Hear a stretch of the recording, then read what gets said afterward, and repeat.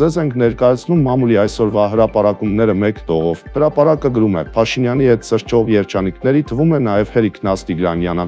Նա կառաջադրվի ՔԲ վարչության անդամի թեկնածու, ժողովուրդը հայտնում է Բրուսովի ամբիոնի վարիչը ենթարկվել է կարգապահական տուժի, քանի որ չի կանգնել ոտքի, երբ պրոռեկտորները ներս են մտել։ Փաստը հաղորդում է բերման ենթարկելու օպերացիային իրականացնում, որպեսզի Փաշինյանն Էրդողանին ցույց տա ինքը տիրապետում է իրավիճակին։ Հրապարակը գրում է, որ Բորիս Մուրազին դատի է տվել Աննա Հակոբյանին, պահանջում է ներողություն խնդրել եւ վճարել 2 միլիոն դրամ։ Ժողովուրդը գրում է անհետ կորածին ծառայողների ծնողներն Արսեն Թորոսյանի օձիքից բռնել ու թափ են տվել։ Փաստը նշում է, ՌԴ-ն կոշտացնում է դիրքորոշումը, որքան խորանան Հայաստանի եվրոպական նկրտումները, այնքան ծանր ու ցավոտ հետևանքներ կունենա դա Հայաստանի համար։ Ժողովուրդը տեղեկացնում է Արծվիկ Մինասյանը հորդորել է, որ իրեն անձեռնմխելիությունից զրկելու հարցը շտաբ կարգով քննարկվի։ Հրապարակը գրում է շաբաթ օրն աննախադեպ համեստ պայմաններում տեղի է ունեցել Գյումրու համայնքապետի դստեր հարսանիքը։ Ժողովուրդը տեղեկացնում է, որ իշխանությունը չի կարողանում միջազգային իրավական հարցերով պրոֆեսիոնալ ներկայացուցիչ գտնել։ Փաստը փոխանցում է Փաշինյանը չափազանց մեծ անհանգստություններ ունի, որ Սամվել Կարապետյանը կարող է միավորել հասարակության գերակշիռ մասին։